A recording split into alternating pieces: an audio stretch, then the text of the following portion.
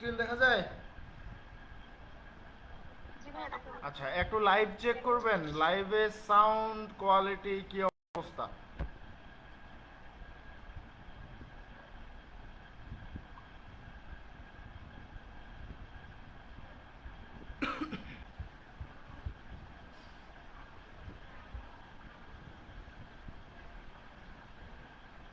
অনেকেই ক্লাসে নাই।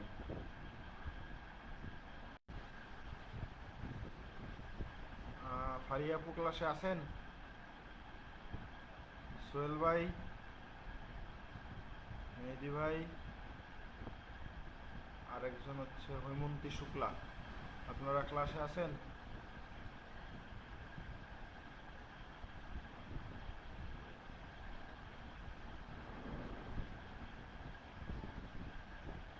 দেখেন অবস্থা, একটা মানুষ যদি কথা কয়।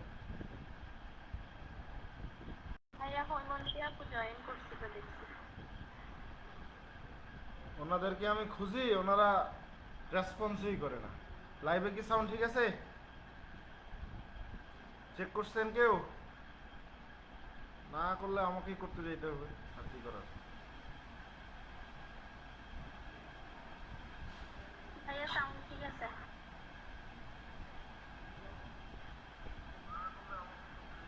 হ্যাঁ, শোনা যাচ্ছে তো। এবার দেখেন, পড়াশোনা শুরু হয়ে গেছে, একেবারে ফাইনাল এক্সামের জন্য প্রিপারেশনও শুরু হয়ে গেছে। সেটা কীরকম? সেটা হচ্ছে, যদি খেয়াল করেন, আমরা এই যে 20th সেঞ্চুরি নোবেলের হার্ট অফ ডার্কনেসের মূলত হচ্ছে প্রশ্ন, ব্রড প্রশ্ন প্রথমে আছে দেখেন, part C broad questions answer. আপনারা এখানে পাবেন 3টা ব্রডের উত্তর আছে। Analysis the use of symbol in heart of darkness. Then আমাদের সেকেন্ড যে প্রশ্নটা আছে সেটা হচ্ছে write on the character and role of Marlow in heart of darkness. শুনতে পাচ্ছেন কথা? এবং লাস্ট ব্রড কোশ্চেন যেটা আছে সেটা হচ্ছে how does Conrad treat the theme of imperialism in heart darkness. আশা করি এই 3টা প্রশ্নের উত্তর যদি ক্লিয়ারলি ভাবে আপনারা আপনার মাথায় রাখতে পারেন বা লিখতে পারেন, তাহলে আরেকটা প্রশ্নের উত্তর আপনারা এই 3টা থেকে লিখতে পারবেন। সেটা হচ্ছে জাস্টিফাই দ্য টাইটেল অথবা সিগনিফিকেন্স অফ দ্য টাইটেল। কথা ক্লিয়ার?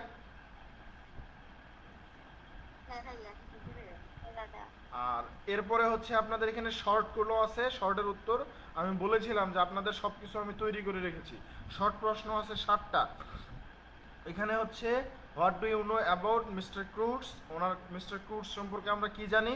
তারপর হচ্ছে what impression do you form of the chief accountant at the company's station, second প্রশ্ন এটা। থার্ড কোশ্চেন হচ্ছে what is the meaning of the title heart of darkness. আমি এই প্রশ্ন এখানে দিয়েছি এবং একটু আগে আমি কিন্তু বললাম যে justify the title, significance of the title, meaning of the title শর্টে দিয়ে দিছি। যদি কোনো কারণে ব্রড আসে, শর্টেরটা থেকে বাকি 3টা ব্রড থেকে এক জায়গায় মানে সবগুলো জিনিস থেকে একটা উত্তর আপনাদের লিখতে হবে। পারবেন না? আশা করি পারবেন। পারবেন বলেই আমি সেই উত্তরটা দেই নাই, কারণ বেশি পড়ে লাভ নাই, অল্প পড়ে বেশি কমন পাওয়াটাই better. What does the knitting of black wool in heart of darkness signify, এটা একটা প্রশ্ন 4 নম্বরে। তারপর 5 নম্বরে আপনাদের একটা শর্ট কোশ্চেন আছে, হোয়াট ডাজ আইভরি, হাতির দাঁত, এটা কি সিম্বলাইজ করছে আমাদের এখানে? কি সিম্বলাইজ করছে বলেন তো?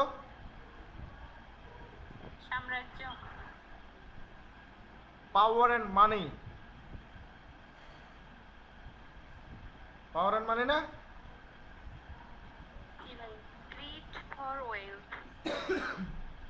লোভ, লোভটাকে বোঝানো হয়েছে বিশেষ করে। আচ্ছা, এরপর 6 নম্বর প্রশ্ন আছে, what does the word horror, এই যে হরর হরর বলছিল শেষে, এই horror signify in the novel Heart of Darkness. এটা ব্রিফ মানে ব্রড কোশ্চেন আপনাদের ইমিডিয়েট সিনিয়রদের এসেছে, অর্থাৎ 2022 সালের পরীক্ষায় এসে গেছে। এটা ব্রডে আসছে, এই জন্য আপনাদের শর্টে আসার জন্য গুরুত্বপূর্ণ। আরেকটা হচ্ছে write a short note on the theme of hollow man in heart of darkness. এই যে 7টা প্রশ্ন, এরপর আমি বাংলাটাও দিয়ে দিয়েছি। যাদের বাংলা দরকার আছে তারা বাংলাটা পড়বেন, যাদের দরকার নাই তারা পড়বেন না। আমার কথা বুঝেছেন? এখন প্রশ্ন কথা হচ্ছে আমাদের এই জায়গায় 3টা ব্রড, 7টা শর্ট। এখন আমাদের কয়টা ক্লাস নিলে আপনাদের জন্য সুবিধা হবে?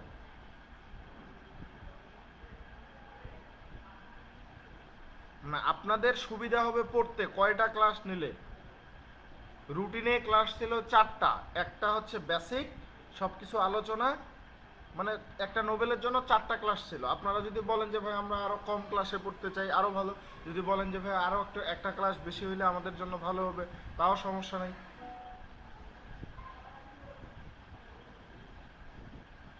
বলেন,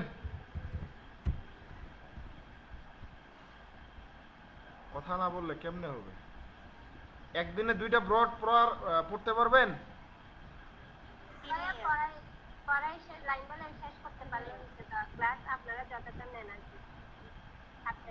আমার কথা হচ্ছে আমি পড়াই দিলাম, আমি শেষ করতে পারবো 2 দিনে, 2টা ক্লাসে আমি সব শেষ করে দিতে পারবো। কিন্তু আপনারা কি 2টা ক্লাসে সব মাথায় রাখতে পারবেন?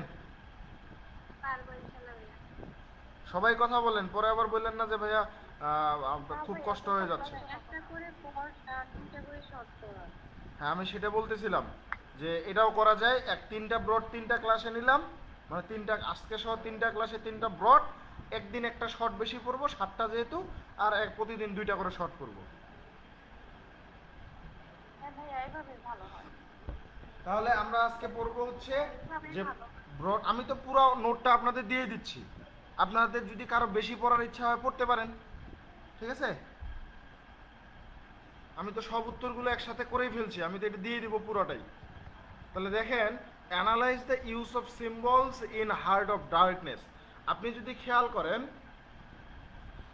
যে আমাদের এখানে হচ্ছে ইন্ট্রোডাকশন যেটা আছে, সেই ইন্ট্রোডাকশনটা যদি খেয়াল করেন, গতকালকে আমি ক্লাসের মধ্যে ইন্ট্রোডাকশনটা আলোচনা করছিলাম, সেটা আপনি পাচ্ছেন কিনা? Heart of darkness is a novella by Polish English novelist Joseph Conrad which was first published in 1899। আছে অ্যাবাউট দ্য নোবেলের ওই জায়গাটা থেকে। এরপর হচ্ছে it tells the story of Charles Marlowe. আমাদের এখানে চার্লস মার্লোর কথা বলা হয়েছে। চার্লস মার্লোটাকে একজন sailor who takes on an assignment from a Belgian trading company as a ferry boat captain in the African interior. ওকে,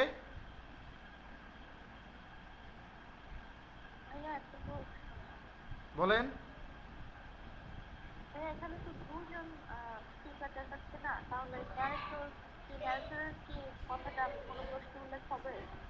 দুইজন স্পিকার বলতে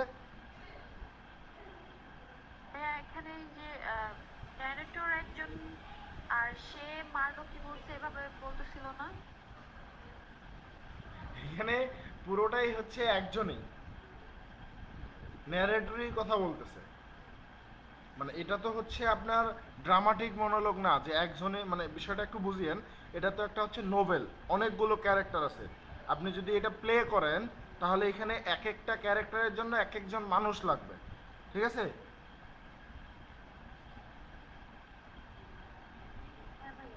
তো এইখানে যে একজন আননেমড ন্যারেটর আছে, তিনি একটা ক্যারেক্টার, মার্লো একটা ক্যারেক্টার।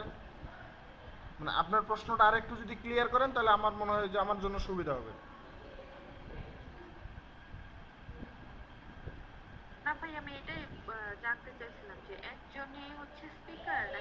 না না, এটা তো কবিতা না যে একজন স্পিকার বা দুইজন স্পিকার থাকতে পারে, এখানে অসংখ্য জন থাকতে পারবে। কারণ এটা তো নোবেল বা একটা ড্রামার মতো, ড্রামা বা নোবেলগুলোতে তো স্পিকার একজন থাকে না, এখানে এক একটা ক্যারেক্টার এক এক সময় ডায়লগ দেয়, ঠিক আছে? যেমন মিস্টার ক্রুটসের সাথে হচ্ছে আমাদের জেনারেল ম্যানেজারের কথা হইলো, তারপর মিস্টার ক্রুটসের সাথে আমাদের মার্লোর কথা হইলো, এদিকে চিফ অ্যাকাউন্টেন্টের সাথে মার্লোর কথা হইলো। এগুলো এক একটা সিন, এক একটা প্লট আছে, এখানে প্লট আছে, সিন আছে। ওকে, ক্লিয়ার হয়েছেন? তো এখন দেখেন আমি একটু ভেঙ্গে ভেঙ্গে বলে দেওয়ার চেষ্টা করি যে এই যে হার্ট অফ ডার্কনেস এটা হচ্ছে একটা নোবেলা। কেউ আমাকে একটু বলবেন হোয়াট ইজ নোবেলা, ডেফিনেশনটা বলেন।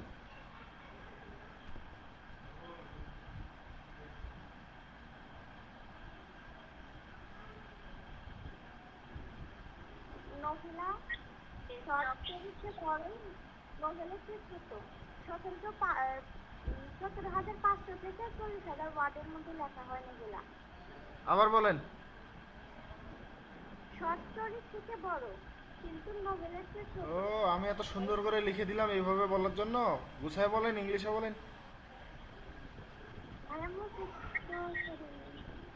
fictional narrative longer than a short story but shorter than a novel, somewhere between 17,500 words to 40,000 words. আপনি কি দেখে বলছেন না না দেখে বলছেন? ভাইয়া দেখে দেখে বলছেন? না, একটু একটু মুখস্থ ছিল, আবার দেখছি আর কি। এই আলসেমি বাদ দেন, এইভাবে হবে না। যা পড়বেন একেবারে এখন থেকে ক্লিয়ারলি পড়া শেষ করবেন। বুঝতে পারছেন? সবাইকে বলি, যা পড়বেন একেবারে ক্লিয়ারলি পড়বেন, পরে যেন জাস্ট রিভিশন দিলে সব মাথায় চলে আসে। ধরে নেবেন এইটার পরীক্ষা 3 দিন পরে, ফাইনাল পরীক্ষা, এই প্রশ্নগুলো আসবে, তাহলে আপনি কিভাবে পড়বেন?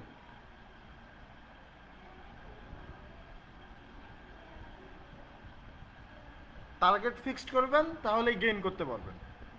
টার্গেট ফিক্সড যদি না থাকে, তাহলে গেইন করা একটু কষ্টকর। ঠিক আছে? আমার কথায় আবার কারো মন খারাপ বা এরকম কিছু করার দরকার নাই। কারণ হচ্ছে আমি যে কথাগুলো বলতেছি 4th ইয়ারটাকে একটু সিরিয়াসলি ভাবে নেওয়ার জন্যই বলতেছি। এখন থেকে যদি আপনি ক্লিয়ারলি না করেন, আমি একটা কথা বলি, আপনি যদি একটু মাথা দিয়ে ভাবেন যে এক একটা কোর্সের জন্য আপনি 15টা ব্রড পড়বেন, তাহলে আপনাকে 9টা কোর্স আছে, কতগুলো ব্রড পড়তে হবে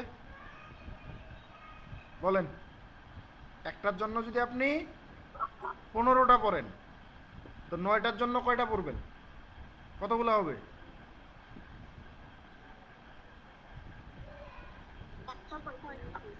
কয়টা?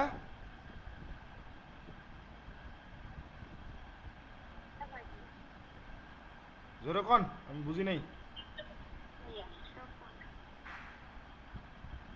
আমার মনে হয় কান গেছে, আপনাদের কথা শুনতে পাই না। হ্যাঁ, 135। তো এই 135টা এত সহজে কি মাথায় রাখা সম্ভব? 135টা কি ছোটখাটো ব্যাপার? এক একটা যদি 6 পৃষ্ঠা করেও হয় বা 5 পৃষ্ঠা করেও হয়, আপনার খাতায় লেখার 6 পৃষ্ঠা করে হইলেও তো 135 গুণন 6 কতগুলো হয়?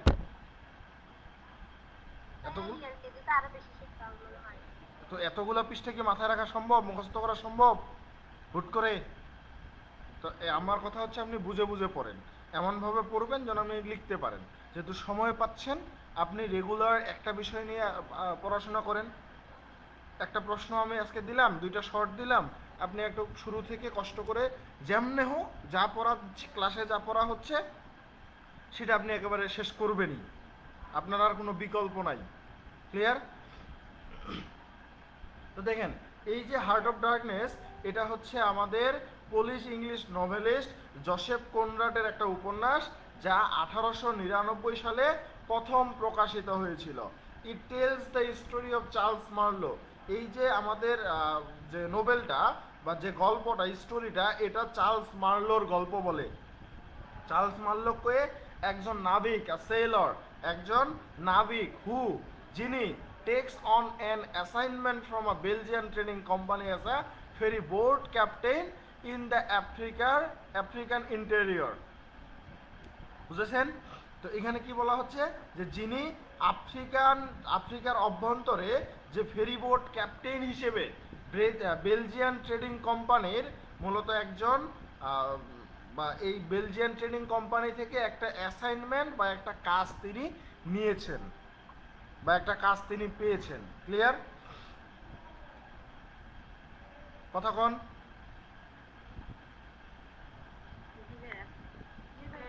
এরপর বলা হচ্ছে হ্যান্স। বলা হচ্ছে যে হ্যান্স অর্থাৎ তাই। হ্যান্স অর্থ তাই। The novel is রিপ্লেট with symbolic suggestion. অর্থাৎ বলতেছে এই যে উপন্যাসটা, এটা আমাদের প্রতীকী পরামর্শে সাজেশন দিয়ে, প্রতীকের একটা সাজেশন দিয়ে একেবারে রিপ্লেট বা পরিপূর্ণ। ওকে,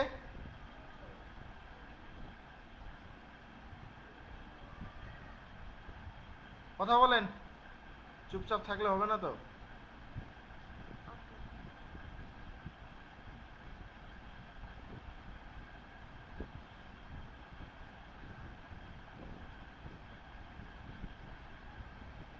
আচ্ছা, এরপর হচ্ছে কোথায় দেখলাম, এই যে right for from the very title to the end of the Nobel we get abundant use of symbol. অর্থাৎ এই জায়গাটা যদি খেয়াল করেন তাহলে এইখানে বলা হচ্ছে এই সিম্বল পর্যন্ত। এই জায়গাতে আমাদের যদি মানে একটু বোঝার চেষ্টা করি যে উপন্যাসের এই যে টাইটেলটা, যে শিরোনামটা আছে হার্ট অফ ডার্কনেস, এই উপন্যাসের শিরোনাম থেকে শেষ পর্যন্ত, এই উপন্যাসটার বা এই নোবেলটার শুরু থেকে শেষ পর্যন্ত আমরা মূলত মানে প্রচুর পরিমাণে সিম্বলের use of symbols, we get abundant use of symbol, আমরা প্রচুর পরিমাণে সিম্বল বা প্রতীকের ব্যবহার পাই। বুঝতে পারছেন? Right from the very title to the end of the Nobel, এই টাইটেলটার শুরু থেকে শেষ পর্যন্ত উই গেট, আমরা পাই, কি পাই? অ্যাবান্ডেন্ট, প্রচুর পরিমাণে ইউজ অফ সিম্বল, প্রতীকীর ব্যবহার। ক্লিয়ার হয়েছে? জি ভাইয়া। দেন খুব কঠিন ভাষাগুলো। না। The story is based on Marlowe's voyages to the Congo region, the dark content of Africa. বলা হচ্ছে এই যে গল্পটা আফ্রিকার অন্ধকার মহাদেশ একটা কঙ্গো, যার নাম হচ্ছে কঙ্গো অঞ্চল, এই কঙ্গো অঞ্চলে মার্লোর সমুদ্র যাত্রার উপর ভিত্তি করে তৈরি। এই যে স্টোরিটা, এই যে নোবেলটা, দ্য স্টোরি ইজ বেস্ট, এই গল্পটা কিসের উপর তৈরি? Marlow's voyages to the Congo region, Congo রিজিয়নে যে গিয়েছিল মার্লোর সমুদ্র যাত্রা, ভয়েজেস অর্থ সমুদ্র যাত্রা, এই মার্লোর সমুদ্র যাত্রাটা কোথায়? কঙ্গো রিজিয়নে। এটা কোথায়? The dark continent of Africa, অর্থাৎ আফ্রিকার অন্ধকার একটা মহাদেশ। ক্লিয়ার? ভাইয়া, জি, কঙ্গো রিভার আর টেমস রিভার কি এক? বুঝি নাই। এখানে দেখলাম যে ইউটিউবে হোমওয়ার্কগুলো দিচ্ছিল, এখানে কঙ্গো রিভারের কথা দেখলাম, ক্লাসে যে টেমস রিভারের কথা বললো, তারপরে কঙ্গো রিভার আর টেমস রিভার কি এক? না না, কঙ্গো তো একটা জায়গার নাম। কিন্তু ভাইয়া ওই যে কাজ করার জন্য ওখানে কঙ্গো রিভার কয়েকবার দেখলাম। এখন কঙ্গো একটা জায়গার নাম, সেই কঙ্গোর মধ্যে যে একটা নদী আছে, সেই নদীর নাম ছিল কঙ্গো রিভার।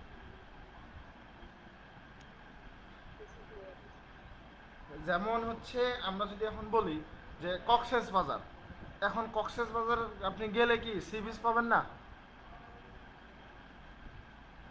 তো সেই সি বিচটার নাম কি হবে?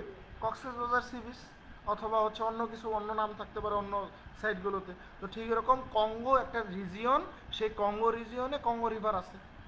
ক্লিয়ার? ওকে, এতটুকু পর্যন্ত সবার ক্লিয়ার হয়েছে? কোনো ওয়ার্ড আপনাদের অজানা আছে? না ভাইয়া। এই যে এই জায়গা থেকে আফ্রিকা পর্যন্ত আমরা পড়লাম, কোনো ওয়ার্ডের অর্থ আপনি বুঝতে পারেন নাই? যে কাউকে মানে যারা যারা এখানে আছেন সবাইকে বলতেছি একটু বলবেন, কারণ আপনি কথা না বললে আপনার লস, আমার না, কারণ আমাকে কথা বলতেই হবে। ঠিক আছে? যারা লাইভে দেখতেছেন আপনারা একটু বলবেন, আমি হচ্ছে উত্তরগুলো দেওয়ার চেষ্টা করব। আর যদি সাউন্ড কম মনে হয় তাহলে হচ্ছে একটু চেষ্টা করেন ইয়ারফোন লাগানোর। আমি হচ্ছে এই কয়েকদিনের মধ্যে হচ্ছে শহরে ঢুকবো, শহরে ঢুকলেই তখন নতুন একটা মাইক্রোফোন নিয়ে হচ্ছে আবার ক্লাসগুলো তখন ক্লিয়ার হয়ে যাবে। ঠিক আছে? আগের মাইক্রোফোনটা একটু কোনো কারণবশত নষ্ট হয়ে গেছে, সেদিন বাসায় আসার সময় ভিজে ভিজে আসছে, পানি ঢোকে পুরো মাইক্রোফোনটাই গেছে, কোনো কাজই করতেছে না। এখন বলেন, এতটুকু ক্লিয়ার সবার? ওকে, এরপর আছে but through his narrative as in a parable Conrad has tried to convey the evasive and elusive truth underlying both the historical facts and his personal experience through powerful symbols.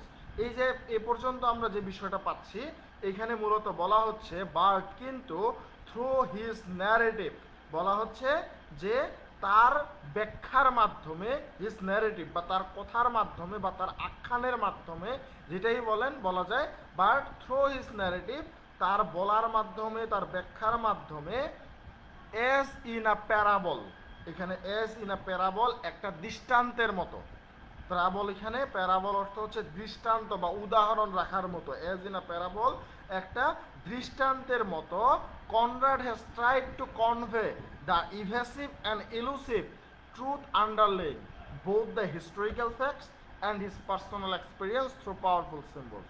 বলা হচ্ছে আমাদের এই যে মূলত দুই দিক থেকে যে চিন্তাটা, কনরাড যে শক্তিশালী যে সিম্বলগুলো, পাওয়ারফুল সিম্বলগুলো যে তিনি এখানে ব্যবহার করেছেন, এই শক্তিশালী প্রতীকগুলির মাধ্যমে তিনি হিস্টোরিক্যাল ফ্যাক্টস, ঐতিহাসিক ঘটনা, অ্যান্ড হিজ পার্সোনাল এক্সপেরিয়েন্স, তার যে ব্যক্তিগত অভিজ্ঞতা, এই দুইটাই অর্থাৎ বোধ উভয়েই অন্তর্নিহিত কিছু একটা তার আন্ডারলেইং অন্তর্নিহিত, মূলত হচ্ছে ইভেসিভ ভুল, ইলুসিভ অধরা, যেটা আমরা ধরতে পারি না সেটাকে বলা হয় ইলুসিভ অধরা, আর ইভেসিভ অর্থ হচ্ছে ভুল।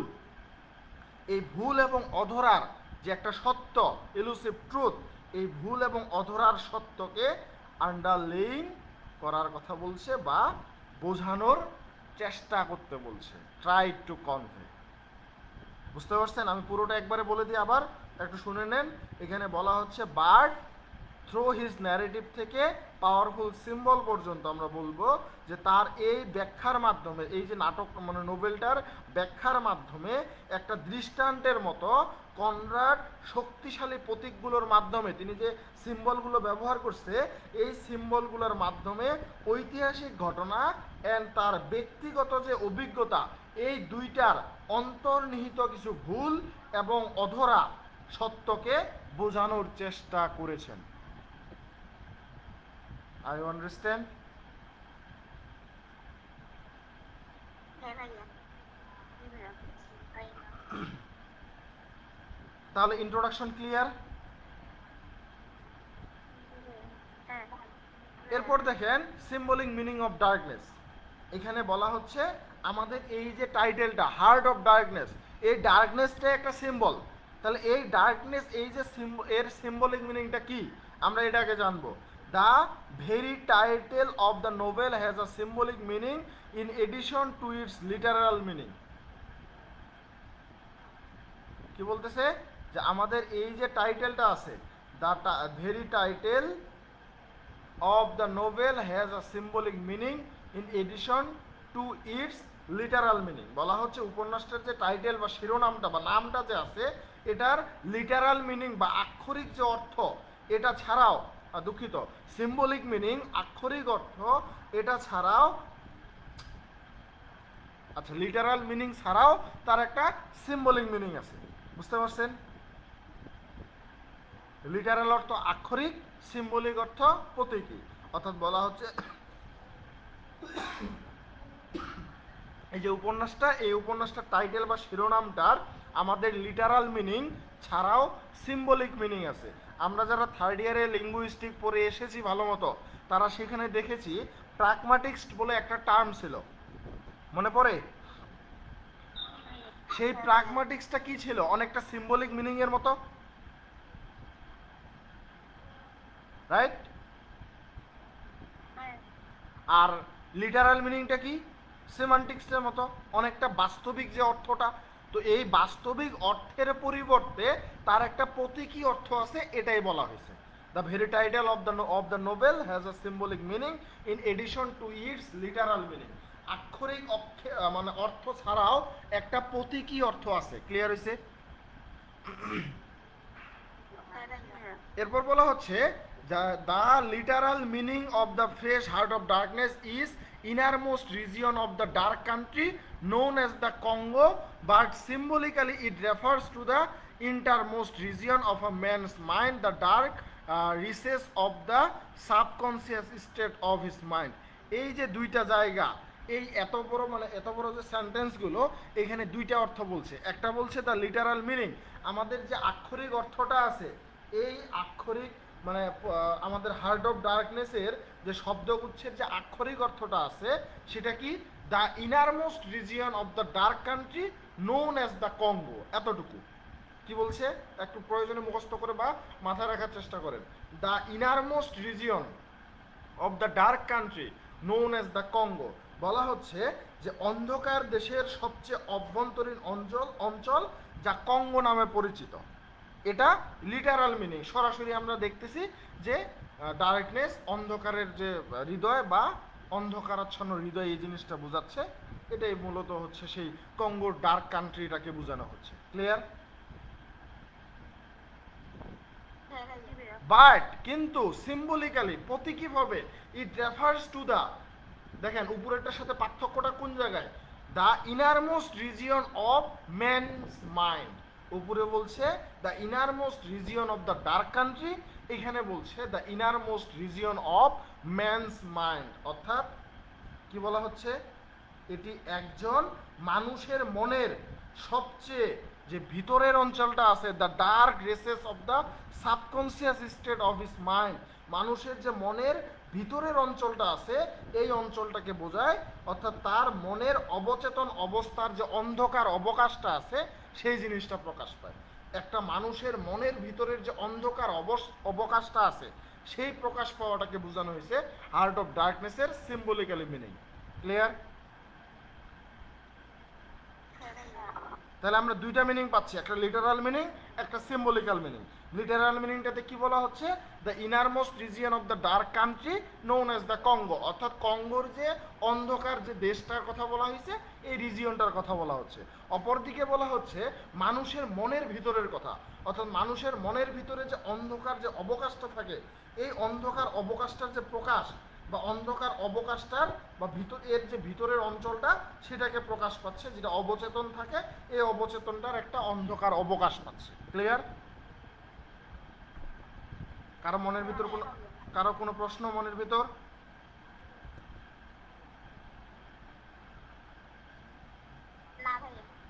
এরপর আমরা যদি খেয়াল করি, এরপর বলা হচ্ছে মার্লোস জার্নি। মার্লো যে জার্নি করতেছিল টু দ্য ডার্ক কন্টিনেন্ট, সে কোথায় যাচ্ছিল, অন্ধকার কঙ্গোর দিকে, তাই না? সিম্বলিক্যালি মিনস, এটার অর্থটা কি? সিম্বলিক্যালি এটা বোঝানো হচ্ছে his descent into the depth of his own psyche, অর্থাৎ বলা হচ্ছে যে তার যে এই যে মার্লোর যে যাত্রাটা এটা প্রতীকীভাবে তার নিজের মানসিকতার গভীরতার একটা অবতরণকে বোঝানো হচ্ছে। মার্লোর যে মন মানসিকতা বা তার যে মানসিকতা সাইকি অবস্থাটা, এই মানসিকতার গভীরতা কতটুকু, এই গভীরতার অবতরণটাকে বোঝানো হচ্ছে। ক্লিয়ার? ডেপথ, গভীরতার অফ হিজ ওন সাইকি, তার যে মানসিকতার যে গভীরতাটা কতটা, এটাই মূলত ডিসেন্ট হচ্ছে বা অবতরণকে বোঝানো হচ্ছে। ক্লিয়ার? টাইটেলটা কি? টাইটেলটার সাথে মার্লোর জার্নিটার কানেক্টটা কোথায় সিম্বলিক্যালি?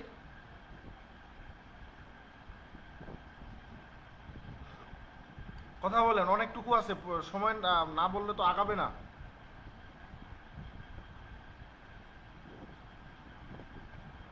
হ্যালো হ্যালো,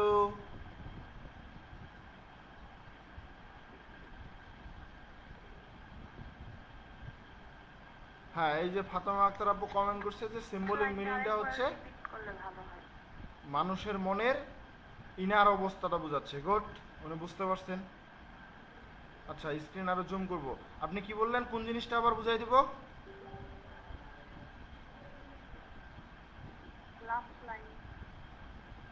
লাস্ট লাইনটা তো এখানে যেটা জিনিস বলছে যে মার্লোর যে জার্নিটা, মার্লো যে যাত্রা করতেছে ডার্ক কন্টিনেন্টে, এটা সিম্বলিক্যালি কি বোঝানো হচ্ছে? এটা সিম্বলিক্যালি বোঝাচ্ছে যে তার his descent into the depth of his own psyche, তার যে নিজস্ব যে মানসিকতাটা, এই মানসিকতার গভীরতাটা কতটুকু এটা প্রকাশ পাচ্ছে। তার মনের অবকাশটা কেমন, মার্লোর যে মানসিকতাটা কেমন ছিল, মানসিকতার গভীরতাটা কত দূর পর্যন্ত গেছে, এটাই বোঝানো হয়েছে। বুঝেছেন?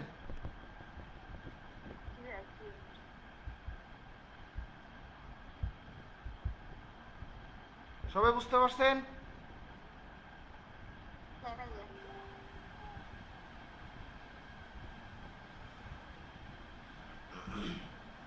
তাহলে আমি কি পরের পয়েন্টে যেতে পারি?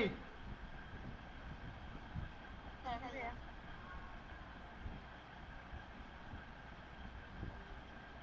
তারপর আমাদের দ্য ক্যারেক্টার অ্যাজ সিম্বলস, আমাদের যে মূলত হচ্ছে ক্যারেক্টারগুলো আছে সেই ক্যারেক্টারগুলোর প্রতীকটা কি সেটা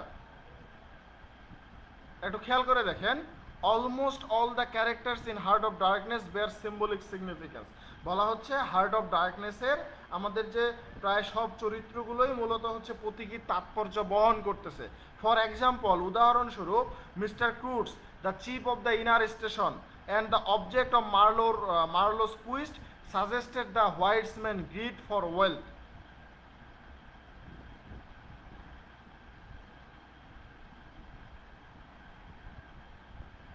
মূলত কি বোঝাচ্ছে? মিস্টার ক্রুটস আমাদের, তিনি হচ্ছে দ্য চিফ অফ দ্য ইনার স্টেশন। মনে পড়তেছে কোন স্টেশন এটা?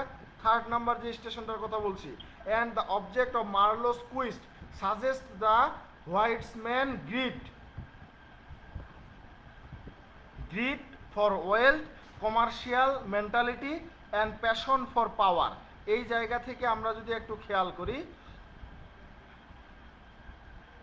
এই যে মিস্টার ক্রুটস পর্যন্ত এই জায়গায় মূলত বলা হচ্ছে যে আমাদের মিস্টার ক্রুটস হচ্ছে ইনার স্টেশনের একজন প্রধান এবং মার্লোর অনুসন্ধানের উদ্দেশ্য ছিল।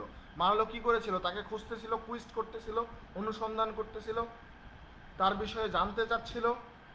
তো এই যে হোয়াইট ম্যানদের, সাদা মানুষদের যে সম্পদের প্রতি লোভ, grid for wealth and commercial mentality, বাণিজ্যিক মানসিকতা, অ্যান্ড প্যাশন ফর পাওয়ার, এবং ক্ষমতার প্রতি যে তাদের মূলত অনুরাগ, এই জিনিসগুলো তিনি খুঁজে পেয়েছেন বা সাজেস্ট করতেছেন। অর্থাৎ মিস্টার ক্রুটস দ্বারা, মিস্টার ক্রুটসের ক্যারেক্টারটা দ্বারা বোঝা যাচ্ছে যে হোয়াইট ম্যানদের বা সাদা মানুষদের ক্ষমতার প্রতি যে লোভ, কমার্শিয়াল মেন্টালিটি বা হচ্ছে বাণিজ্যিক মন মানসিকতা বা পাওয়ারের প্রতি প্যাশন, এই জিনিসগুলো প্রকাশ পাচ্ছে। ক্লিয়ার? এরপর যদি আমরা খেয়াল করি, he also represent penitent sinner as well as a civilized man turned into an civil spirit under the influence of barbarism and savagery. তো এই জায়গাটাতে আমরা যদি একটু খেয়াল করি, এই জায়গাটাতে বলা হচ্ছে আমাদের হি অলসো রিপ্রেজেন্ট থেকে এই জায়গা পর্যন্ত। তো এই জায়গায় যদি আমরা খেয়াল করি, আমরা এখানে পাবো তিনি একজন, কার কথা বলছে? হি দ্বারা ক্রুটস। তিনি একজন অনুতপ্ত পাপীর পাশাপাশি একজন সভ্য মানুষেরও প্রতিনিধিত্ব করতেছে। তিনি একজন পেনিটেন্ট সিনারের পাশাপাশি তিনি একজন সিভিলাইজড ম্যানেরও মূলত হচ্ছে প্রতিনিধিত্ব করেন। পাশাপাশি বর্বরতা এবং মূলত হচ্ছে বর্বরতা, একজন চিন্তাশীল পর্যবেক্ষক, একজন মনোবিজ্ঞানী। মূলত এখানে যে বিষয়টা ক্লিয়ারলি বোঝানো হচ্ছে যে এই যে বর্বরতা এবং বর্বরতার যে প্রভাবটা, এর ফলে যে একটা তিনি মূলত মন্দ আত্মায় পরিণত হয়েছিল। বারবারিজম অ্যান্ড সেভারজি, এই দুইটার কারণে তার যে স্পিরিটটা আছে, এই স্পিরিটটা এই বর্বরতা এবং বর্বরতার ফলে মূলত এর প্রভাবে তিনি মূলত তার আত্মাটা মূলত টার্ন করেছিল মন্দ আত্মায়। ক্লিয়ার? এরপর Marlowe the protagonist symbolize the spirit of adventure, love of knowledge, a thoughtful observer of human life, a psychologist and civilized man under the influence of the savage and a primitive instincts. অর্থাৎ এই জায়গায় মূলত বোঝানো হচ্ছে যে আমাদের Marlowe, সে হচ্ছে আমাদের নোবেলের প্রোটাগনিস্ট, সিম্বলাইজ করতেছে দ্য স্পিরিট অফ অ্যাডভেঞ্চার, অর্থাৎ সাহসিকতার চেতনার প্রতি। লাভ অফ নলেজ বলা হচ্ছে জ্ঞানের ভালোবাসা। আর thoughtful observer of human life বলা হচ্ছে মানব জীবনের একজন চিন্তাশীল পর্যবেক্ষক। আর সাইকোলজিস্ট একজন মনোবিজ্ঞানী। এবং আর সিভিলাইজড ম্যান একজন, সিভিলাইজড অর্থ কি?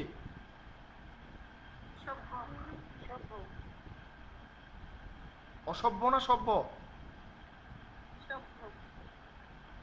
এরপর খেয়াল করেন, a civilised man under the influence of the savage and primitive instincts, অর্থাৎ মানে সভ্য এবং আদিম প্রবৃত্তির প্রভাবে মানে মূলত হচ্ছে এই যে আমাদের স্যাভেজ অ্যান্ড প্রাইমেটিভ, প্রাইমেটিভ অর্থ কি? আদিম, আর স্যাভেজ অর্থ অসভ্য। তো এই অসভ্য এবং আদিম যে প্রবৃত্তি ছিল তার মধ্যে এর ইনফ্লুয়েন্সে বা এর প্রভাবে মূলত তিনি একজন সভ্য মানুষও ছিলেন। ক্লিয়ার?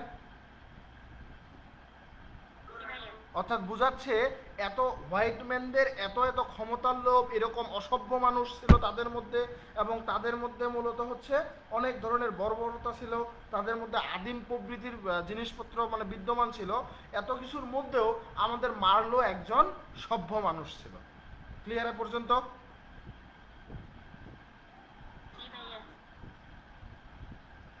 এরপর যদি খেয়াল করেন, among the characters the manager of the central station symbolize কি হবে? Inefficiency, spiritual emptiness and barrenness. The brick, আচ্ছা এই পর্যন্ত দেখি। আমাদের এবার ম্যানেজারের কথা বলছে যে অন্যান্য যে আমাদের হচ্ছে যে ক্যারেক্টার বা চরিত্রগুলো আছে এদের মধ্যে আমাদের ম্যানেজার, এর যে সেন্ট্রাল স্টেশনের যে ম্যানেজার ছিল তার মূলত কি ছিল? ইনএফিসিয়েন্সি। এফিসিয়েন্সি মানে দক্ষতা, আর ইনএফিসিয়েন্সি মানে অদক্ষতা। তার অদক্ষতা ছিল। জেনারেল ম্যানেজারের, সেন্ট্রাল স্টেশনের যে জেনারেল ম্যানেজার তার অদক্ষতা ছিল, এবং স্পিরিচুয়াল এমটিনেস আধ্যাত্মিক শূন্যতা ছিল, এবং ব্যারেননেস যেটা বন্ধাত্ম বলা হয়, তার দ্বারা কিছুই হবে না এরকম একটা প্রতীকের তিনি ব্যবহার করে মানে তাকে বোঝানো হয়েছে। অপরদিকে ব্রিক মেকার, আমাদের যে ব্রিক মেকার ছিল, এই ব্রিক মেকার যিনি মূলত কি করতো? Who acts as an informer to the manager. সে মূলত ম্যানেজারের মানে সহকারী হয়ে কাজ করতো, ইনফর্মার হয়ে কাজ করতো, যিনি ম্যানেজারের একজন তথ্যদাতা হিসেবে কাজ করেন। সে কেমন ছিল? কানিং অ্যান্ড ট্রিয়েচারি, অর্থাৎ ধূর্ততা এবং বিশ্বাসঘাতকতার প্রতীক ছিল সে। ক্লিয়ার?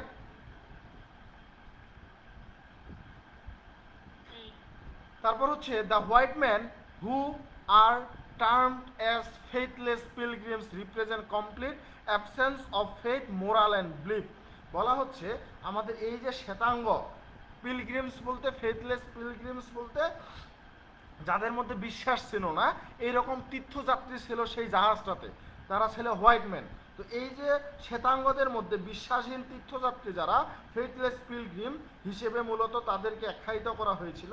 তারা মানে তাদের বিশ্বাস, নৈতিক বা বিশ্বাসের সম্পূর্ণ অনুপস্থিতির প্রতিনিধিত্ব করতেছিল তারা মানে তাদের মধ্যে কোনো বিশ্বাস নাই, কোনো মোরালিটি নাই, কোনো বিলিফ নাই। এরকম মানুষগুলোকে মূলত সে ফেথলেস পিলগ্রিমস বলে অভিহিত করেছে। ক্লিয়ার?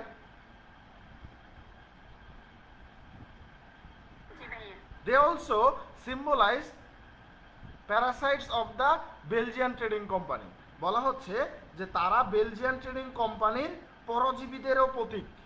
বেলজিয়ান ট্রেডিং কোম্পানিতে যে পরজীবী যারা হচ্ছে উপরে বসে খায়, একটা গাছ আছে সেই গাছটার উপর আরেকটা গাছ হয়েছে পরজীবী হিসেবে, সেই গাছটা থেকে রস খায় বেঁচে থাকতেছে। ঠিক এরকম এই ফেথলেস পিলগ্রিমরা বেলজিয়ান ট্রেডিং কোম্পানির মূলত উপরে বসে বসে তারা খায়। তারপর ক্যারেক্টার হচ্ছে the cannibal crew who do not kill the white man in order to eat their flesh in spite of starving badly, symbolize self resistant. বলা হচ্ছে নরখাদক দল, কার্নিভাল কিউস যারা ছিল নরখাদক দল, যারা খারাপভাবে ক্ষুধার্ত থাকা সত্ত্বেও হোয়াইট ম্যানকে তাদের মাংস খাওয়ার জন্য হত্যা না করে মানে মূলত হচ্ছে হত্যা করে না। এই যে নরখাদক দলগুলো তারা মূলত এতটাই মানে হিংস্র ছিল, তারপরও তারা কি করত? এই হোয়াইট ম্যানদেরকে হত্যা করতো না, তাদের মাংস তারা খেত না। বুঝতে পারছেন? তো এই যে কথাটা বলছে এটা হচ্ছে আত্মসংযমের প্রতীক, সেলফ রেসিস্ট্যান্ট। ক্লিয়ার? ক্যারেক্টারগুলো একটা একটা করে বুঝতে পারছেন? তো আমি একটু ফাস্ট হবো, নাহলে অনেক সময় লাগবে।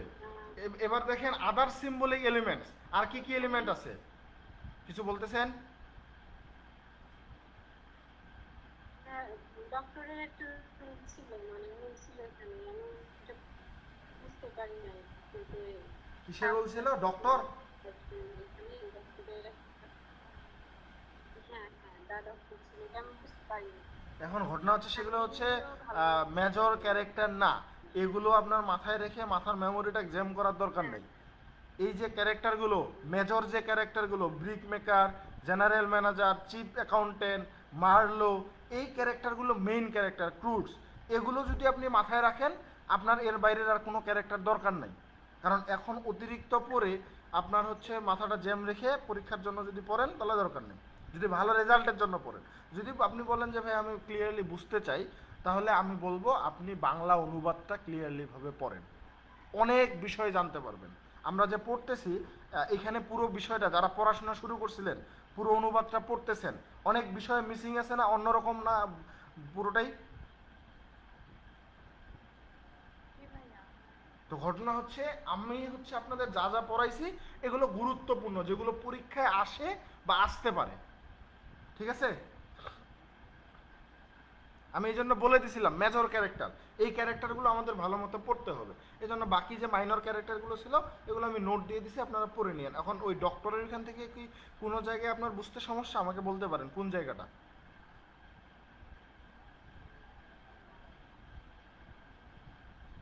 ভাইয়া আমি বাংলা মিনিং করতে পারি না ভালোভাবে, এই জন্য নিচে তো বাংলা মিনিং দিয়ে দেওয়া ছিল আপু নোটটাতে। ভাইয়া আমি দেখছি না, ইংলিশটা দেখছি। আচ্ছা, আপনি দেখে যদি না বুঝেন আমাকে স্ক্রিনশট দিয়েন যে ভাইয়া এই জায়গাটাতে আমি বুঝি নাই, একটু বুঝাই দিয়েন, ঠিক আছে? কি বলেন, ঠিক আছে? আচ্ছা, তো আদার সিম্বলিক এলিমেন্টস, আরও যে কি কি অন্যান্য প্রতীকী উপাদানগুলো আছে সেগুলো একটু দেখি। কি কি আছে বলা হচ্ছে, there are few other symbolical elements such as ivory which signifies হোয়াইটসম্যান গ্রিড ফর ওয়েলথ। প্রচুর পরিমাণে ব্রিফ কোশ্চেন আসে, আমার বিশ্বাস যে প্রিভিয়াস ইয়ারে এটা চলে আসছে, আপনাদের আগের বছরে এটা চলে আসছে। তো এখানে বলা হচ্ছে যে আমাদের হোয়াইটম্যানদের যে সম্পদের লোভকে বোঝায় হাতির দাঁত বা আইভরির মতো আরও কিছু প্রতীকী উপাদান এখানে আছে। তো ইট ইজ আইভরি, এটা কি একটা হাতির দাঁত, হুইচ যা motivates them to come over the dark region of Congo, বলা হচ্ছে যা আমাদের কঙ্গোর অন্ধকার অঞ্চলে আসতে অনুপ্রাণিত করে। কাদেরকে? তাদেরকে যারা মূলত এখানে আসে তাদেরকে এই কঙ্গোর অন্ধকার অঞ্চলে আসতে অনুপ্রাণিত করে। কি অনুপ্রাণিত করতেছে? এই আইভরিটা, আইভরির জন্য এরকম অন্ধকারাচ্ছন্ন একটা অঞ্চলে সবাই চলে আসে। Clear? On account of this greed, they do not hesitate to kill even one another. অর্থাৎ বলা হচ্ছে যে আমাদের এই যে কঙ্গোতে তারা আসতেছে এই আইভরির জন্য, মূলত on account of his grid, এই লোভের জন্য, এই যে লোভটা, এই লোভের বশে তারা একে অপরকে হত্যা করতেও দ্বিধা করে না। Do not hesitate to kill, they do not hesitate to kill even one another. Again, আবার many sights seen by Marlowe in the course of his journey also have symbolic significance. অর্থাৎ এই জায়গায় বলা হচ্ছে আবার মার্লো তার যাত্রাপথে দেখেছেন এমন অনেক দর্শনীয় স্থানের প্রতীকী তাৎপর্য রয়েছে। ফর এক্সাম্পল, যেমন তিনি ভ্রমণ করতে করতে যে বিষয়গুলো দেখেছে তার মধ্যে কয়েকটা বলা হচ্ছে। দ্য ফ্রান্স ওয়ারশিপ, অর্থাৎ ফরাসি যে যুদ্ধজাহাজ ছিল, ফ্রান্স ওয়ারশিপ যুদ্ধ জাহাজ, তারা কি করতেছিল? Firing aimlessly at the forest and the rock began blasted with gun powder symbolize futile and aimless action. অর্থাৎ গতকালকে আমি বলেছিলাম যে ফরাসিরা কি করেছিল, তাদের যুদ্ধজাহাজ থেকে লক্ষ্যহীনভাবে বনের মধ্যে গুলি ছুটতেছিল, যে বনের মধ্যে কালো মানুষরা কাজ করতেছিল, কঙ্গোর মানুষরা। তো এটা এখানে সেটাই বলছে, গুলি ছুটতেছে এবং বারুদ দিয়ে বিস্ফোরিত হওয়া পাথর নিরর্থক ও লক্ষ্যহীন কর্মের প্রতীক হিসেবে এখানে ব্যবহার করা হয়েছে। এই যে বারুদ দিয়ে সেখানে ব্লাস্ট করতেছে, এই অবস্থাটা আর গুলি ছুড়ার অবস্থাটাকে এখানে মূলত ফুটাইল অ্যান্ড এইমলেস অ্যাকশন হিসেবে প্রতীকী হিসেবে ব্যবহার করছে, যেটা নিরর্থক এবং লক্ষ্যহীন কাজ। ক্লিয়ার? বুঝেছেন? আদার সিম্বলিকের মধ্যে দুইটা জিনিস বলছে মেইনলি, একটা হচ্ছে আইভরির কথা বলছে, আর একটা হচ্ছে মূলত মার্লো যাত্রাপথে কিছু জিনিস দেখছে সেটা। কথা ক্লিয়ার না ভেজাল আছে? জি ভাইয়া ক্লিয়ার। তারপর দেখেন ক্রুডস পেইন্টিং। ক্রুডসের একটা পেইন্টিং আছে যেটা আমি গতকালকে ক্লিয়ার করে বলি নাই, আজকে ক্লিয়ার হবে এজন্যই। তো এখানে Kurtz paints a picture of a woman who stand against a black background. খেয়াল করেন, বলা হচ্ছে ক্রুডস একজন মহিলার একটা ছবি আঁকেন যিনি একটা কালো ব্যাকগ্রাউন্ডের মানে বিরুদ্ধে তিনি এটা এঁকেছিলেন, হুই স্ট্যান্ডস বা দাঁড়িয়েছিল একটা যে কালো নিষ্ঠুরতা বা এই যে কারো মনে করেন এরকম কোনো কিছুর বিরুদ্ধে, ব্ল্যাক ব্যাকগ্রাউন্ডের বিরুদ্ধে তিনি এটা দাঁড় করিয়েছিল ছবিটা, অর্থাৎ পিছনে ব্ল্যাক আর সামনে সে ছবিটা এঁকেছিল। She holds a torch and blindfolded, অর্থাৎ বলা হচ্ছে সে একটা টর্চ ধরেছে এবং চোখ বেঁধে আছে। যে ছবিটা এঁকেছে ছবিটাতে দেখা যাচ্ছে হাতে একটা টর্চ এবং তার চোখ বাঁধা। While the image seems to resemble Lady Justice, there seems to be very little justice in Africa. বলা হচ্ছে যদিও ছবিটার মহিলা বিচারের সাথে সাদৃশ্যপূর্ণ বলে মনে হচ্ছে, অর্থাৎ তার যে ক্যারেক্টার, সে যে পেইন্টটা এখানে পিকচারটা পেইন্ট করে রেখেছে, তার ক্যারেক্টারের সাথে এই মহিলার যে জাস্টিস, এই জিনিস দুইটা সাদৃশ্যপূর্ণ বলে মনে হচ্ছে। কারণ এই মহিলারা কি চাচ্ছিল তখন, মহিলাটা হাতে টর্চ, চোখে কালো কাপড় বেঁধে আছে, পিছনে কালো ব্যাকগ্রাউন্ড, অর্থাৎ জাস্টিস চাচ্ছে। তখনকার যে কালো মানুষদের যে জাস্টিসের দরকার ছিল সেটা কিন্তু ক্রুডসে এরকম একটা পেইন্ট সেখানে দিয়ে রেখেছিল, বুঝেছেন? অনেকে কি করে, পিছন থেকে মানুষকে লাথি মারে, সামনে থেকে দেখলে তাকে ভক্তি করে, শ্রদ্ধা করে। আছে না এমন মানুষ? ভাই কোর্স জি, ভাই কোর্স নিজেই তো শাসন করছিল না ওখানে। হ্যাঁ। তো ঘটনাটা এরকম যে আমাদের হচ্ছে যাকে আমরা ভয় পাই তাকে কি করি, তার ছবি আমরা পিছনে লাগায় রাখি, সম্মান দিই, আর অন্যদিকে যখন কেউ সামনে থাকে না তখন তাকে গালাগালি করি বা থুতু মারি, ঠিক আছে? তো এরকম একটা ঘটনা আছে, যখন পাকিস্তানের সাথে বাংলাদেশের মুক্তিযুদ্ধ হচ্ছিল, সেই মুক্তিযুদ্ধের সময় এক দোকান মানে এরকম দোকানদার ছিল, এটা আমি অনলাইন থেকে এই কথা থেকে পড়েছিলাম। তো দোকানদার হচ্ছে পিছনে ইয়া খান বা তখনকার ওদের প্রধানমন্ত্রী, পাকিস্তানের প্রধানমন্ত্রী ছবি লাগায় রাখছিল। কেন? কারণ হচ্ছে যে সে তা মানে অপরদিকে আবার সেই দোকানদার মুক্তিযোদ্ধাদের তথ্য মানে আদান প্রদান করতো পাকিস্তানিদের পক্ষ থেকে। তো একজন এসে বললো যে আপনি তো মুক্তিযোদ্ধাদের সহায়তা করেন, আবার আপনি এখানে এরকম পাকিস্তানের প্রধানমন্ত্রীর ছবি লাগায় রাখছেন কেন? তখন উনি বলছে যে সামনে এখানে এটা লাগায় রাখার দুইটা কারণ। একটা হচ্ছে যে এখানে পাকিস্তানিরা কেউ আসলে আমাকে হচ্ছে রাজাকার বা এমন কিছু মানে মুক্তিযোদ্ধা ভাবে না, আমি তাদের পক্ষে কাজ করি এমনটা ভাবে। দ্বিতীয়ত যখন কেউ এখানে থাকে না আমি তখন এই ছবির উপর থুতু দিই, বুঝতে পারছেন? তো ঘটনাটা এরকম, ক্রুডস এখানে কি করছে, সে ব্ল্যাক পিপলদের মন জয় করার জন্য তাদের যে অন্যায় হচ্ছে তাদের প্রতি সেরকম একটা ছবি লাগায় রাখছে, পেইন্ট করে রাখছে, কিন্তু সে নিজেই কিন্তু তাদের উপর অত্যাচার করতেছে। আমার এই কথাটা কি এবার ক্লিয়ারলি বুঝতে পারছেন? জি ভাইয়া। অর্থাৎ আফ্রিকাতে খুব কম ন্যায় বিচার আছে বলে মনে হচ্ছে, এজন্যই তিনি এটার একটা প্রতিবাদ স্বরূপ এরকম একটা ছবি পেইন্ট লাগায় রাখছে, কিন্তু সেই কিন্তু অত্যাচারটা করে। ওকে, দেন ক্রুডস idealize women and sees them as the keepers of all good things in the world. এই জায়গাটাতে মূলত বলা হচ্ছে যে আমাদের যে ক্রুডস আছে মহিলাদের আদর্শ করে এবং তাদের বিশ্বের সমস্ত ভালো জিনিসের রক্ষক হিসেবে দেখে, এমনটা বোঝাচ্ছে। They must be kept from the truth of the dark world even as they cast a light which is the only hope for changing the world. অর্থাৎ এখানে মূলত বলা হচ্ছে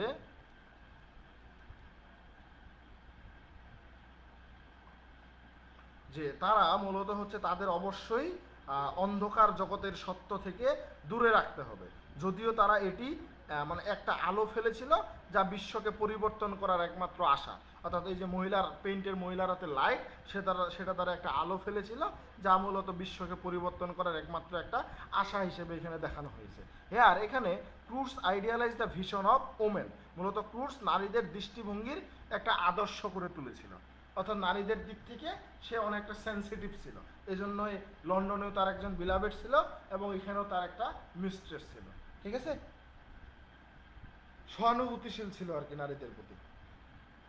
এরপরে আরেকটা আছে the river, last symbolize last point. The Congo river is the key to Africa for Europeans. বলা হচ্ছে কঙ্গো নদী ইউরোপীয়দের জন্য আফ্রিকার একটা চাবিকাঠি, একটা কি। It allows them access to the center of the continent without having to physically cross it, বলা হচ্ছে যে এটি তাদের শারীরিকভাবে অতিক্রম না করেই মহাদেশের কেন্দ্রে প্রবেশের অনুমতি দেয়। এই যে নদীটা আছে তাদেরকে আলাদাভাবে শারীরিকভাবে বা ফিজিক্যালি মূলত অনুমতি তাদের লাগে না, তাদেরকে এমনিতেই মূলত এখানে প্রবেশের মানে মহাদেশে প্রবেশের একটা অনুমতি তারা পায় এই নদীটার জন্য। ইন আদার ওয়ার্ডস, অপরদিকে বা অন্য কথায়, in other words it allows all the white men to remain always separate, বলা হচ্ছে অন্য কথায় এটি সমস্ত এই যে সাদা মানুষগুলো আছে এই সাদা মানুষদের সর্বদা আলাদা থাকতে দেয়। দাস অর্থাৎ এদের থেকে এরা আলাদা থাকে। এই কঙ্গো নদীর জন্য কঙ্গো নদীর ওপারে এত সহজে সবাই আসতে পারে না, এই জন্য তারা একটু সেপারেট থাকে। দাস এইভাবে Africa is reduce to series are two dimensional scenes that flash by Marlow's steamer as it travels up river, অর্থাৎ বলা হচ্ছে যে এইভাবে আফ্রিকাকে দ্বিমাত্রিক একটা যে দৃশ্যের একটা সিরিজে মূলত দেখানো হয়েছে, যা মার্লোর স্টিমার দ্বারা মূলত ফ্লাশ করে বোঝানো হয়েছে। যখন তিনি উদ্যমুখী ভ্রমণ করতেছিল তখন তার উপরে আক্রমণ করা হয়েছিল, মনে আছে? এই কঙ্গো রিভারের অপর সাইড থেকেই তাদের উপর আক্রমণ করা হয়েছিল। Clear? The river also seems to want to expel Europeans from Africa together. Its current makes travel upriver slow and difficult, but the flow of water makes travel downriver backward toward civilization rapid and seemingly inevitable. এই জায়গাটা একটু কঠিন মনে হইতে পারে কারণ এই জায়গায় ওয়ার্ডগুলোই এমন আছে। তো এই জায়গাটা, এই যে নদীটা মূলত ইউরোপীয়দেরকে আফ্রিকা থেকে সম্পূর্ণরূপে বিতাড়িত করতে চায়। এই নদীটা দ্বারাই ইউরোপীয়দেরকে তাদের এই আফ্রিকা থেকে সম্পূর্ণভাবে তারা বিতাড়িত করতে চায়, এরকম একটা অবস্থা দাঁড়িয়েছিল বলে মনে হচ্ছে। এর যে স্রোতটা যে যায় এটা খুব ধীর এবং কঠিন করে তুলে এই দিক দিয়ে যারা চলাচল করে, মানে যারা এদিকে কোনো জাহাজ বা কোনো কিছু নিয়ে তাদের দিকে আক্রমণ করতে বা তাদের দিকে যেতে চাবে, তাদের এই স্রোতের জন্য, নদীর স্রোতের জন্য তাদের যানবাহনগুলো ধীর গতি হয়ে যাবে এবং খুব স্রোতের তোপের মুখে পড়তে হবে। ক্লিয়ার? এমনও হয় কিন্তু এই যে জলের যে প্রবাহ এই প্রবাহগুলো এই ভ্রমণকে একেবারে তলিয়ে যায়, যারা যায় অনেকেই স্রোতের কারণে তলিয়ে যায় একেবারে। তো সভ্যতার দিকে দ্রুত এবং আপাত দৃষ্টিতে এটা কিন্তু একেবারে অনিবার্য বিষয়। বুঝেছেন? এরপর বলা হচ্ছে Marlow's struggle with the river as he travels upstream toward Kurtz reflect his struggle to understand the situation in which he has found himself, অর্থাৎ বলা হচ্ছে যে এই যে নদীর সাথে মার্লোর যে সংগ্রাম, যখন তিনি ক্রুডসের দিকে উজানে যাত্রা করতেছিল ক্রুডসের কাছে যাওয়ার জন্য, তখন তিনি মূলত যে পরিস্থিতির মধ্যে নিজেকে খুঁজে পেয়েছেন, মানুষের আক্রমণ, বাতাস নাই, সামনের দিকে সে যেতে পারতেছিল না, জাহাজ তার দাঁড়িয়ে গেছে, এরকম এই যে পরিস্থিতির মধ্যে নিজেকে খুঁজে পেয়েছেন তা বোঝার জন্য তার সংগ্রামটাকে প্রতিফলিত করে। এই তো রিভারটা কি কারণে এখানে গুরুত্বপূর্ণ সেটাই এখানে বলা হয়েছে। এরপর বলা হচ্ছে ফ্রম দ্য অ্যাবভ ডিসকাশন, উপরের আলোচনা থেকে বলতে পারি, heart of darkness, the novel Heart of darkness is রিপ্লেট the various types of symbol, অর্থাৎ হার্ট অফ ডার্কনেস উপন্যাসটা বিভিন্ন ধরনের প্রতীকে পরিপূর্ণ। ইনফ্যাক্ট প্রকৃতপক্ষে it is through the appropriate use of symbol that Conrad has been able to convey the theme of his novel to the readers most effectively, অর্থাৎ এই প্রতীকগুলোর যথাযথ ব্যবহারের মাধ্যমেই কনরাড কি করেছে, তার উপন্যাসের বিষয়বস্তু আমাদের মতো পাঠকদের কাছে সবচেয়ে কার্যকরভাবে পৌঁছে দিতে সক্ষম হয়েছে। এই তো একটা ব্রড কোশ্চেন। আমার বিশ্বাস যে যেভাবে ধরে ধরে বলে দেওয়ার চেষ্টা করছি আপনাদের বুঝতে পারার কথা। কোনো জায়গায় সমস্যা আছে এই প্রশ্নটাতে?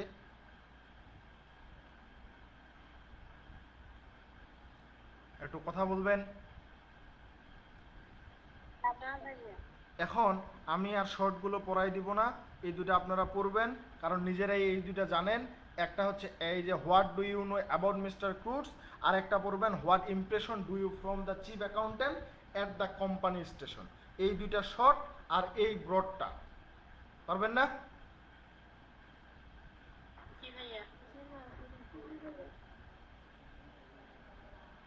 হোমওয়ার্ক কিন্তু করতে হবে, ভালো মতো পড়বেন, যতটুকু পড়বেন ক্লিয়ারলি ভাবে পড়বেন, যাতে পরে শুধু রিভিশন দিলেই হয়ে যায়। ঠিক আছে, কথা বলেন। জি ভাইয়া।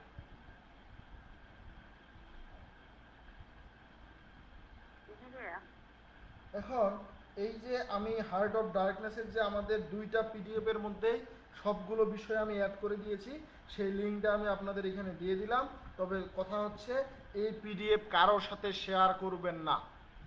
যা কিছু পাচ্ছেন, 1000 টাকা কি আমরা বেশি নিছি?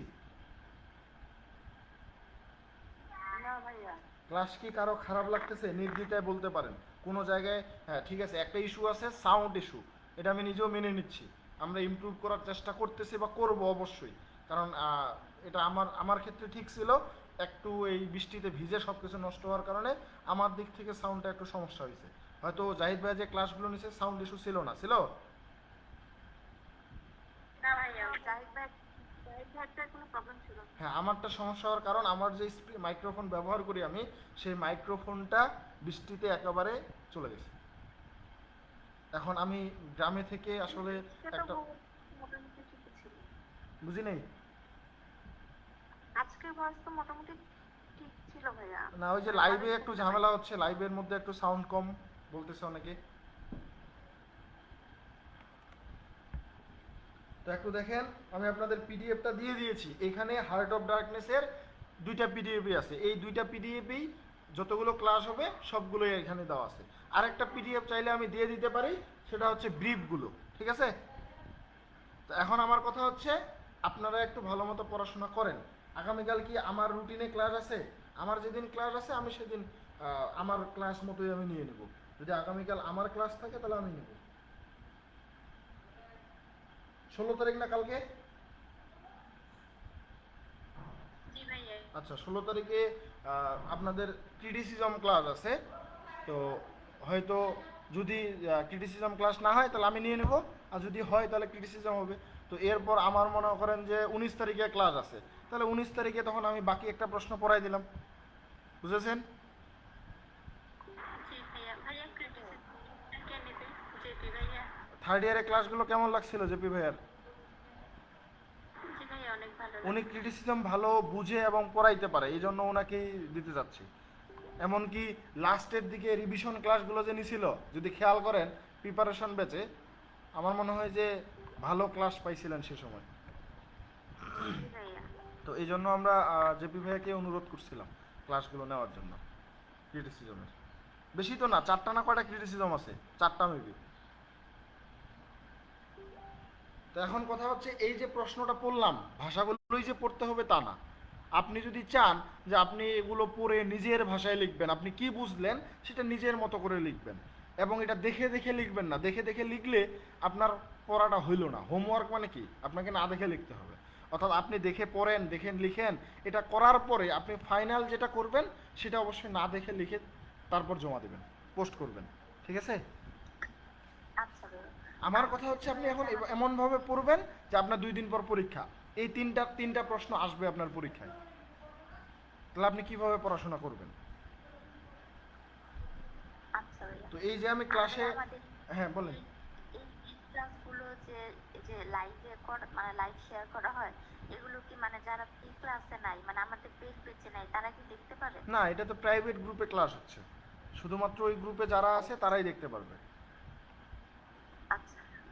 তো যদি আপনাদের ক্লাসগুলো কি ভালো লাগতেছে, মন থেকে বলবেন। জি ভাইয়া। যদি ভালো লাগে আপনাদের ফ্রেন্ড সার্কেলদের জানাইতে পারেন। কারণ এই 4th ইয়ারে আসে অনেকে আসলে পড়তেও চায় না, আবার অনেকে বর্তমানে এমন সিচুয়েশন ক্লাসও হয় না, তারপর হচ্ছে যে প্রাইভেটেও আমার বিশ্বাস যে ধরে ধরে কেউ পড়াবে না এই বয়সে এসে। তো সেদিক থেকে আমার মনে হয় যদি ভালো লেগে থাকে তাহলে তাদের বলতে পারেন, যদি তারা চায়। 1000 টাকায় 3টা কোর্স, খারাপ না তো? আমার বিশ্বাস আপনি 1000 টাকায় 3টা কোর্স পাবেন না। আমি তো নিউ জয়েন করছি, তো যখন আমার ফ্রেন্ড বলছে তখন আমি বিশ্বাসই করি না। আমি করি এটা কি সম্ভব? আমরা টিচারের কাছে পড়তেছি এভরি মান্থ 1K দিয়ে, আর 3টা সাবজেক্ট কিভাবে সম্ভব? ওনার মান্থ পেমেন্ট করতে হবে। তারপর গ্রুপে জিজ্ঞেস করছি, তারপর বলতেছি যে না, শুধু 3টা সাবজেক্টই 1000। না, আমাদের কথা হচ্ছে আমরা আহ, যদি বলেন যে ভাইয়েরা টাকা নিয়ে পড়াচ্ছে, আসলে টাকা নেওয়াটার উদ্দেশ্য হচ্ছে যে আপনাদের একটা দায়িত্ব থাকে, ক্লাস করবেন, একটা ইচ্ছা থাকবে, একটা মূলত হচ্ছে প্রকৃত একটা ইচ্ছা কিন্তু থাকে। আর আমরা যখন কিছু হইলেও আপনাদের কাছ থেকে নিচ্ছি, তখন আমাদের একটা দায়িত্ব থাকে। এই যে যেমন যখন ক্লাস হচ্ছে না, আপনারা অনেকে বলতেছেন না যে ক্লাস হচ্ছে না কেন, কিন্তু যখন আপনি ফ্রি পড়বেন তখন আপনি এই কথাটা কিন্তু বলবেন না, বলবেন? না, অর্থাৎ আপনার একটা মানে ইচ্ছা হচ্ছে, আর আমাদের একটা দায়িত্ববোধ থাকতেছে যে না, আপনাদের কাছ থেকে কিছু হলেও আমরা একটা ফি নিয়েছি, বা হচ্ছে দক্ষিণা বলা যায় যে দক্ষিণা নিয়েছি, সেজন্য আমাদের এগুলো শেষ করে দিতেই হবে। আর বিষয় হচ্ছে যদি আমরা কোর্স ফি নিতাম, তাহলে এই কোর্স ফি হচ্ছে এক একটাই 1000-1500 টাকা করে হইতো। শুধু একটা লিটার ক্রিটিসিজমে আপনার 1000 টাকা, 800 টাকা কোর্স অনেকেই পড়ায়। তা আমাদের কথা হচ্ছে, যেমন আপনাদের থার্ড ইয়ারের সবগুলো কোর্স শেষের দিকে প্রিপারেশন বেজে কত টাকা ফি নিয়েছিলাম? 1300 না? যারা পড়ছিলেন বলতে পারবেন, 1300 না 1200 নিছি? 1200 নাকি এই 1300 নিছিলেন, আবার পরে কমাইছিলেন ইয়াতে। হ্যাঁ, কমাই দিয়েছিলাম, মানে যারা যাদের সমস্যা ছিল তাদেরকে তো কমাই দেওয়া হয়। তো এখন ঘটনা হচ্ছে যে আমরা চাই যে আপনারা পড়েন। 1200 নিয়েছিলাম। তো কারো কাছে দুই একজন মনে হয় 1500 দিছিল, শুরুর দিকে 1500 করা হয়েছিল, পরে আবার কোনো একটা ওকেশন বা কিছু কিছু কোনো কিছুর জন্য সেটা কমাই দেওয়া হয়েছিল। তো এরপর আর বাড়ায়নি। তো এখন ঘটনা হচ্ছে যে 1000 টাকায় 3টা কোর্স, যদি আপনাদের ক্লাসগুলো ভালো লাগে তো আমি বলবো যে এই 20-22 জন না থেকে এই সংখ্যাটা যদি আপনারা ক্লাসে বাড়ান, তাহলে একজনের থেকে কারো অবশ্যই কারো না কারো সমস্যা বেরোবে। যখন উনি ওই সমস্যাটা বলবে, হয়তো আপনি ওই সমস্যাটা ধরতেই পারেননি। তো যখন স্টুডেন্ট আপনারা অনেকে বেশি থাকবেন, তখন প্রশ্ন বেশি আসবে, আলোচনা বেশি হবে। যত বেশি আলোচনা হবে তত বেশি শিখবেন। বুঝেছেন না? মানে কম্পিটিশন যদি 20 জনের মধ্যে হয়, তাহলে আপনি নিজেকে ততটা 20 জনের মধ্যেই যাচাই করবেন। যখন 100 জন হবে, তখন আপনি আরও 100 জনের মধ্যে থেকে আপনাকে যাচাই করতে পারবেন। ঠিক না? আর অনেকে তো আমাদের কাছ থেকে সেই শুরু থেকেই পড়ে। ফার্স্ট ইয়ারে মনে হয় আমাদের পায়নি, সেকেন্ড ইয়ার থেকে মনে হয়েছিল। অনেকেই আছে। কেউ আছেন এমন শুরু থেকে পড়েন? জি ভাইয়া, আগে একদম শুরু থেকে। হ্যাঁ, একেবারে শুরু থেকে ওনারা আমাদের সাথে আছে। তো এই জন্য বলতেছি যে যদি আপনাদের ফ্রেন্ড সার্কেলের মধ্যে বলতে পারেন, কারণ ফোর্থ ইয়ারে এইভাবে অফলাইনেও আপনাদের আমার বিশ্বাস এইভাবে ধরে ধরে কেউ পড়াবে না, আর এত কম ফি দিয়েও কেউ পড়াবে না। আর আরেকটা তো সুবিধা হচ্ছে, আপনি রেকর্ড পাচ্ছেনই। রেকর্ডগুলো আপনি যখন ইচ্ছা, পরীক্ষা কবে হয় হোক, কারণ আমাদের জাতীয় বিশ্ববিদ্যালয়ের বর্তমানে ভিসি উপাচার্য স্যার নাই, এই পদটা ফাঁকা হয়ে আছে, এটা নিয়োগ হবে, তারপর পরীক্ষা শুরু হবে। তো আমার বিশ্বাস এটা আবার কবে যে পিছায় পরীক্ষা, কারণ ফার্স্ট ইয়ারের পরীক্ষাটা কবে হবে এটা নিয়েই অবস্থা খারাপ, এটা জাতীয় বিশ্ববিদ্যালয় জানে না। ফার্স্ট ইয়ারের পরীক্ষা এখনো হয়নি, আর একটা নিউ ফার্স্ট ইয়ারের ব্যাচ রানিং। বুঝেন অবস্থা? তো এখন কবে পরীক্ষা হবে, কবে ভিসি স্যার আসবে, কাকে নিয়োগ দিবে, কবে পরীক্ষা উনি শুরু করবে, এই সব জিনিস কবে কি হবে, একজন ভিসি বা উপাচার্য ছাড়া কোনো পরীক্ষা আসলে হয় না। এখন যদি পরীক্ষা নিয়ন্ত্রক চায় তারা নিবে, তাহলে নিতে পারে, কিন্তু নিবে কিনা আমি জানি না। তো কবে পরীক্ষা হবে না হবে জানি না। তো এই কোর্সগুলো শেষ হলে এরপরে আমরা অন্য কোর্স নিয়ে ক্লাস শুরু করব, এগুলো তো রেকর্ড থাকলোই। আপনারা চাইলে যখন ইচ্ছা যে আমার এই ক্লাসটা একটু দেখে নেওয়া দরকার, আর শুয়ে শুয়ে আপনি দেখে নিয়ে নিলেন। কিন্তু আপনি যখন অফলাইনে পড়তেছেন তখন এই সুযোগ থাকে না। একদিন পড়ে আসলেন, সেটা ওখানেই শেষ। তো ঠিক আছে, আর কোনো মানে বেশি কথা না বলেই প্রায় 2 ঘন্টার মতো সময়, মানে 1.5 ঘন্টা সময় হয়ে যাচ্ছে মনে হয়। 8:30 থেকে আছেন আপনারা। তো এখন যদি আগামীকালকে হচ্ছে ক্রিটিসিজম ক্লাস হয়তো হইলো, নাহলে আমি নিয়ে নেব। ঠিক আছে? জি ভাইয়া। তাহলে আজকের মতো টাটা, বাই বাই। আসসালামু আলাইকুম। ওয়ালাইকুম আসসালাম।